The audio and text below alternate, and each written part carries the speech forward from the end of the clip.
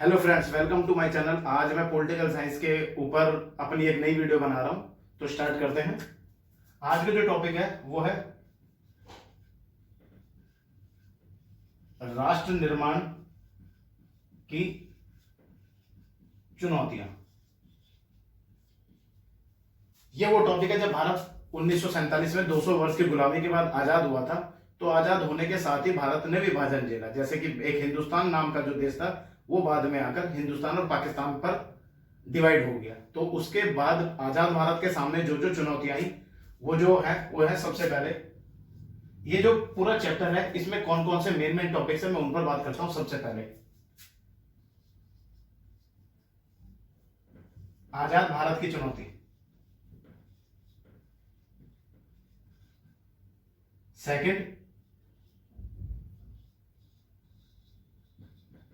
विभाजन के कारण। थर्ड,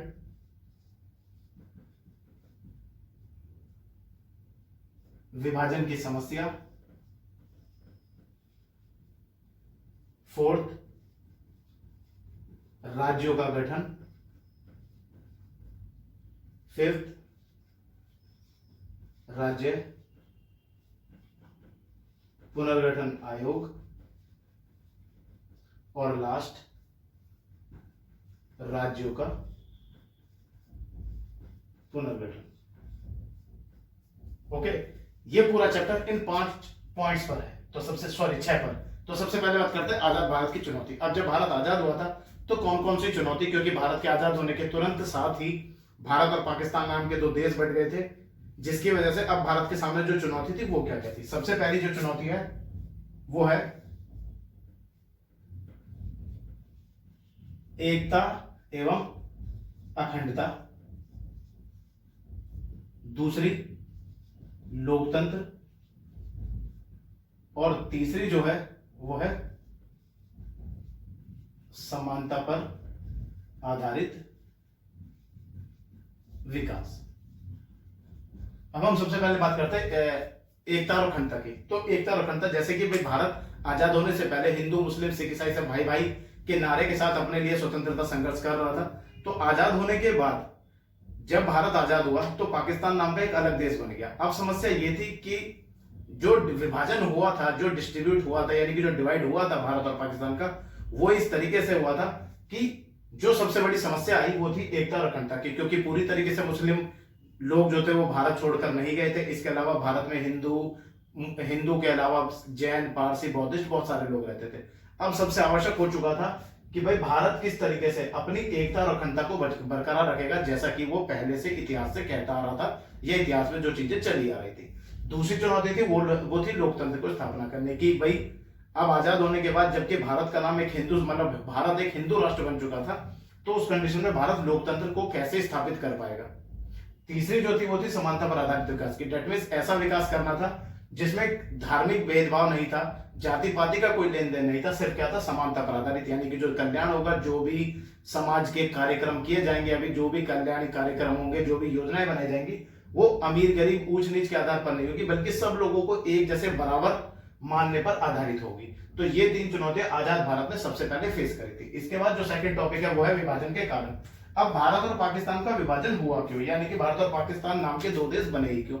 उसका कारण है क्योंकि मुस्लिम लीग द्विराष्ट्र सिद्धांत को चाहता था। द्विराष्ट्र सिद्धांत का मतलब यह था कि वो कहते थे कि हिंदुस्तान जो है या ब्रिटिश भारत जो है वो अकेला हिंदुओं का नहीं, हिंदू और मुसलमान 2 कौम वाला देश है। इसलिए जब विभाजन होगा, यानी कि 2 राष्ट्र इसलिए मांग रहे थे कि भाई एक राष्ट्र होगा, यानी कि एक देश होगा भारत के लिए और दूसरा देश जो होगा वो होगा पाकिस्तान के लिए, यानी कि एक देश हिंदुओं का और दूसरा देश पाकिस्तान का।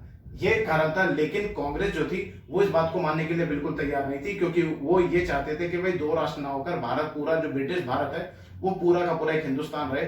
और पहले जैसा सदियों से चला आ रहा था, इतिहास से चला आ रहा था, हिंदू मुस्लिम सिख ईसाई सब हैं आपस में भाई भाई, वो वाला जो नारा था, यानी कि एकता के सूत्र में हम सब लोग बंधे रहे। तीसरा जो टॉपिक है विभाजन की समस्या। अब विभाजन की समस्या क्या है, भारत पाकिस्तान आजाद हो गया, 2 अलग अलग देश बन गए। अब जो सबसे बड़ी समस्या थी वो थी लोगों की, क्योंकि लोग जहां अब तक अपने पूर्वजों अपनी पीढ़ी दर पीढ़ी रह रहे थे, अब उन लोगों को अपनी जगह वहां से छोड़कर जानी पड़ रही थी। इसके अलावा जो दूसरा मुद्दा था वो ये था कि जो बंटवारा हुआ था वो बहुसंख्यक के आधार पर हुआ था। बहुसंख्यक मीन्स जहां जो मेजोरिटी ज्यादा थी, जहां हिंदू ज्यादा थे वो हिंदू बहुल क्षेत्र हो गया, और जहां मुसलमान ज्यादा थे वो क्षेत्र पाकिस्तान में चला गया। लेकिन इसके अलावा बहुत ऐसी जगह थी जहां हिंदू और मुसलमान बराबर की संख्या में थे। तो इस तरीके से विभाजन यानी कि देश को दो टुकड़ों, दो हिस्सों में बांटना लोगों के लिए या देश के नेताओं के लिए भी बड़ी असमंजस की स्थिति थी।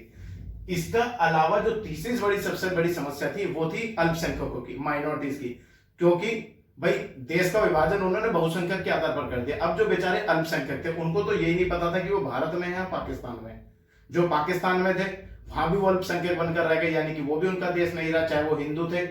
और पाकिस्तान, भारत जहां मुसलमान थोड़ी मात्रा में थे, वो लोग भी अपने आप को वैसा ही समझ रहे थे जैसा कि पाकिस्तान में कम मात्रा में अल्पसंख्यक में जो हिंदू थे। इसके बाद अगला जो टॉपिक है वो है राज्यों का गठन। जब भारत आजाद हुआ उस समय भारत जो था वो ब्रिटिश भारत के साथ साथ उसमें रियासतें थी। रियासतें मीन्स रजवाड़े, जो राजा महाराजा होते थे। उस समय की जो संख्या थी वो 565 थी। अब सबसे बड़ी समस्या थी कि अंग्रेजी सरकार जाते जाते भी फूट डालो वाला कार्य करके गई, ऐसा कार्य करके गई कि जिससे ये दोबारा आपस में लड़ सके और हो सकता है उन्हें मौका मिल जाए दोबारा गुलामी करने का। भाई 565 रियासतों को उन्होंने क्या किया, उन्होंने बोला कि भाई तुम्हारी अपनी मर्जी है, आप भारत से जुड़ना चाहते हैं भारत से जुड़ जाए, पाकिस्तान में जुड़ना चाहते हैं पाकिस्तान में जुड़ जाए, और इसके अलावा अगर आप अपने आप को सबके सब अगर अपने आप को स्वतंत्र देश घोषित करना चाहते हैं तो उसकी भी आपको आजादी है। इस वजह से अन्य को तो किसी को नहीं, बाकी हैदराबाद और मणिपुर में थोड़ी सी समस्या का सामना करना पड़ा था, वरना हमारे पूर्व गृह मंत्री सरदार वल्लभ भाई पटेल जी ने अपनी सहज का, अपनी समझदारी का बहुत ही शानदार नमूना पेश करते हुए बाकी 563 राज्यों को, बाकी पुराने 563 रियासतों को आसानी से इंस्ट्रूमेंट ऑफ एक्सेशन पर सिग्नेचर करवाकर उनका भारत में विलय कर दिया। इसके बाद जो अगली समस्या, अगला टॉपिक है वो है भारत राज्य पुनर्गठन आयोग। 1953 में क्या कहते हैं, उच्च न्यायालय का जो वो थे फजल अली थे, उनके द्वारा एक आयोग बनाया गया जो कि राज्य पुनर्गठन आयोग था। क्योंकि जो भारत पहले से डिस्ट्रीब्यूट था वो अंग्रेजों ने अपने प्रशासन, अपने एडमिनिस्ट्रेशन यानी कि अपने शासन चलाने के तरीके से बना रखा था। लेकिन अब जब भारत आजाद हो चुका था, सीमाएं बढ़ चुकी थी, दो अलग देश बन चुके थे, तो उसके बाद भारत में जो अपने राज्यों को दोबारा से बनाना था, रिकंस्ट्रक्ट करना था, ये रीएस्टेब्लिश करना था, उसमें जो समस्या आनी थी उस समस्या का निपटारा करने के लिए इन्होंने राज्य पुनर्गठन आयोग बनाया। अब जो लास्ट टॉपिक है वो है राज्यों का पुनर्गठन। अब राज्यों का जो पुनर्गठन है वो किस आधार पर गया, जिस तरीके से भारत और पाकिस्तान का विभाजन हुआ था सेम वही तरीका केंद्र सरकार ने या आयोग ने राज्यों के पुनर्गठन के लिए लगाया। यानी कि जहां जिस मात्रा में जिस भाषा को बोलने वाले लोग रहते हैं उन्हें उसी आधार पर बना दिया। जैसे तमिल बोलने वाले तमिलनाडु में चले गए, उड़िया बोलने वाले उड़ीसा में चले गए, मद्रासी बोलने वाले मद्रासी में, मेरठ मराठी बोलने वाले महाराष्ट्र में। इस तरीके से उन्होंने राज्यों के आधार पर एक एक करके सभी राज्यों का गठन किया। चलते चलते आज तक भी ये प्रोसेस यानी कि भाषा के आधार पर राज्यों का पुनर्गठन बनना जो है अब भी लगातार जारी है। तो ये इस चैप्टर में पूरा का पूरा टॉपिक है कि भाई राष्ट्र निर्माण में यानी कि जब भारत आजाद हुआ था तो स्वतंत्र भारत में के सामने जो जो चुनौती थी, या उस समय जब भारत आजाद हुआ था तो भारत ने किन किन समस्याओं का, किन किन चुनौतियों का सामना करा, तो ये सारी की सारी वही है। अगर आपको मेरी वीडियो पसंद आई तो लाइक जरूर करें और कमेंट में लिखकर भेजें कि आपको मेरी वीडियो कैसी लगी। Thank you.